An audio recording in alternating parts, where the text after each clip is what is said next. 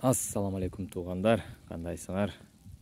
Россияда турган туугандарга сары май жасап атабыз. Таза өзүбүздөн чыккан каймак.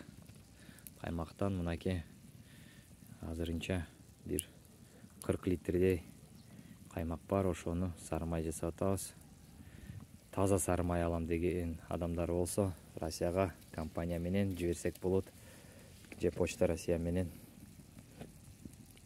ошол очокто даярдап атабыз. Дамдуу болуп даяр болот. Буюрса заказ кылам десеңиздер, жөн эле голосовой жөнөтүп коюңуздар. Биздики таза болуп атат. Буюрса алган адамдар сүйүнүп жейишип атат, ыраазычылыгын билдирип. Ошо чалыңыздар, заказ бериңиздер, жөнөтүп беребиз.